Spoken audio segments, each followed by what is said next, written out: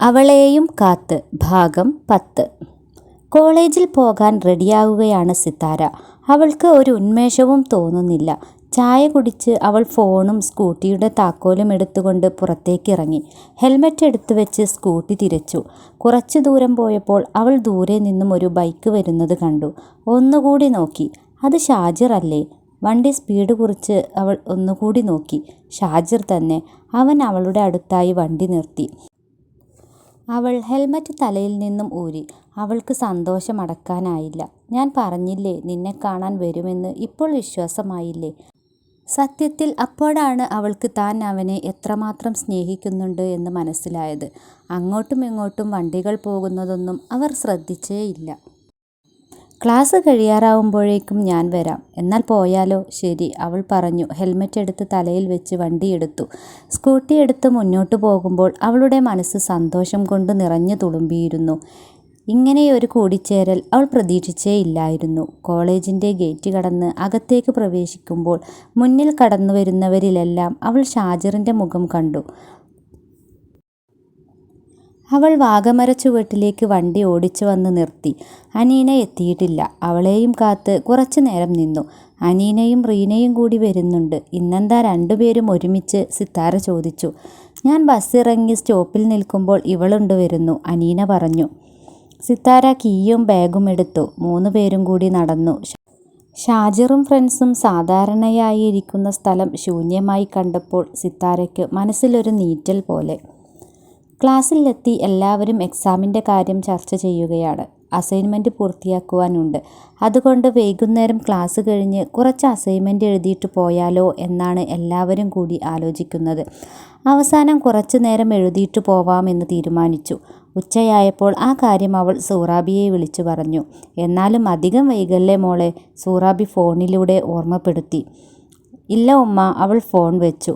ഊണ് കഴിഞ്ഞ് എല്ലാവരും ഓരോ സംസാരത്തിലാണ്. നാളെയാണ് അവരുടെ സെൻഡ് ഓഫ്, അതിൻ്റെ കാര്യങ്ങളാണ് പറയുന്നത്. അതിനിടയിൽ അവൾ ഫോൺ എടുത്തു. ഷാജിറിൻ്റെ നമ്പർ ഡയൽ ചെയ്തു. റിങ് ചെയ്യുന്നുണ്ട്, പക്ഷേ എടുക്കുന്നില്ല. എന്താണാവോ എന്ന് വിചാരിച്ച് അവൾ ഫോൺ കയ്യിൽ പിടിച്ചു. പെട്ടെന്ന് അവളുടെ ഫോൺ അടിച്ചു. ഷാജിറാണ്. ഹലോ, അവൾ പറഞ്ഞു. പറയടാ, ക്ലാസ്സിലാണോ? ഷാജിർ ചോദിച്ചു. ഭക്ഷണം കഴിച്ചോ? കഴിച്ചു, സിത്താര മറുപടി പറഞ്ഞു. നീ കഴിച്ചില്ലേ? വീട്ടിലാണോ? അതെ. അതാണോ ഫോൺ എടുക്കാൻ വൈകിയേ? അല്ല, ഞാൻ നോക്കിയപ്പോഴേക്കും ഫോൺ കട്ടായി, അതാ. ഞാനൊരു കാര്യം പറയാൻ വിളിച്ചതാ. എന്തേ? ഷാജിർ ചോദിച്ചു. വൈകുന്നേരം നമ്മൾ കാണാമെന്ന് പറഞ്ഞിരുന്നില്ലേ? ഞാൻ ക്ലാസ്സിൽ നിന്നും ഇറങ്ങാൻ വൈകും. എന്തു പറ്റി? ഷാജിർ ചോദിച്ചു. അസൈൻമെൻറ്റ് എഴുതാനുണ്ട്. എല്ലാവരും കൂടി ഇരുന്ന് എഴുതാമെന്ന് വിചാരിക്കുന്നു. ആണോ? എങ്കിൽ നീ ഇറങ്ങാൻ നേരം വിളിക്കോ? ഓക്കെ, ഞാൻ വിളിക്കാം. അവൻ അവളെ കാണാൻ വരുമെന്ന ഉറപ്പോടുകൂടി അവൾ ഫോൺ കട്ട് ചെയ്തു. 3 മണിക്ക് ക്ലാസ് കഴിഞ്ഞെങ്കിലും എല്ലാവരും A4 ഷീറ്റുമായി ഇരുന്നു. സിത്താരയുടെ ഹാൻഡ് റൈറ്റിംഗ് അടിപൊളിയാണ്.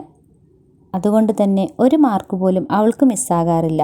ആരെങ്കിലും കടയിൽ പോയി എന്തെങ്കിലും കഴിക്കാൻ വാങ്ങിക്കൊണ്ട് വന്നാലോ? ചോക്ലേറ്റോ ഐസ്ക്രീമോ അങ്ങനെ എന്തെങ്കിലും? സിത്താര ചോദിച്ചു. എന്നാൽ ഞാനും ബിന്ദുവും കൂടി പോകാം, റീന പറഞ്ഞു. എല്ലാവരും കൂടി ഷെയർ ചെയ്തെടുത്ത കാശുമായി ബിന്ദുവും റീനയും ചോക്ലേറ്റ് വാങ്ങാനായി പോയി. ചോക്ലേറ്റും നുണഞ്ഞ് ഓരോ തമാശയും പറഞ്ഞുകൊണ്ട് അവർ എഴുതാൻ തുടങ്ങി. അങ്ങനെ ഒരു 4:30 ആയപ്പോൾ അനീന പറഞ്ഞു. നമുക്ക് പോകാം, ഇനിയും വൈകിയാൽ ശരിയാകില്ല. എന്നാൽ ഒരു 4:45 ഇറങ്ങാം, സിത്താര പറഞ്ഞു. ഓക്കെ, എല്ലാവരും ശരിവെച്ചു. അപ്പോൾ തന്നെ സിത്താര ഫോണെടുത്ത് എണീറ്റ് അല്പം മാറി നിന്നുകൊണ്ട് ഷാജിറിനെ വിളിച്ചു. 4:45 ഇറങ്ങുമെന്ന് അറിയിച്ചു. എഴുത്ത് അവസാനിപ്പിച്ച് അവർ പോകാനായി എണീറ്റു. താഴെ വന്നപ്പോൾ അനീന സിത്താരയുടെ കൂടെയാണെന്ന് പറഞ്ഞു. രണ്ടുപേരും സ്കൂട്ടിയുടെ അടുത്തേക്ക് നടന്നെത്തി. കോളേജ് ഗേറ്റ് കടന്നപ്പോൾ തന്നെ സ്പീഡ് കുറച്ചാണ് സിത്താര വണ്ടി ഓടിച്ചത്. ഇത്തിരി സ്പീഡിൽ പോടി, വീട്ടിൽ വേഗം എത്തിയില്ലെങ്കിൽ അമ്മയ്ക്ക് ടെൻഷനാവും, അനീന പറഞ്ഞു. ഷാജിർ വരാമെന്ന് പറഞ്ഞിരുന്നു, അതാ സ്പീഡ് കുറച്ചത്, സിത്താര പറഞ്ഞു. അവൾ പറഞ്ഞപ്പോഴേക്കും ഒരു ഹോൺ കേട്ട് തിരിഞ്ഞു നോക്കിയപ്പോൾ ഷാജിറാണ്. അവൾ വണ്ടി സൈഡിലേക്കായി ഒതുക്കി. നീയൊന്ന് ഇറങ്ങിക്കേ, ഒരു 5 മിനിറ്റ്, ഇപ്പോൾ വരാം.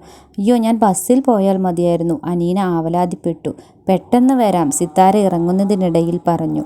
കുറച്ച് മുമ്പിൽ നിർത്തിയ ഷാജിറിൻ്റെ അടുത്തേക്കായി പോയി. അവർ അവിടെ നിന്നും മടങ്ങുമ്പോൾ സമയം വൈകിയിരുന്നു. സിത്താര അനീനയെ അവളുടെ വീട്ടിലാക്കിയ ശേഷം തിരികെ പോന്നു. സൂറാബിയോട് നേരത്തെ തന്നെ വിവരം പറഞ്ഞതുകൊണ്ട് തന്നെ സൂറാബിക്ക് ഇന്ന് വലിയ പരിഭവമൊന്നും ഉണ്ടായിരുന്നില്ല.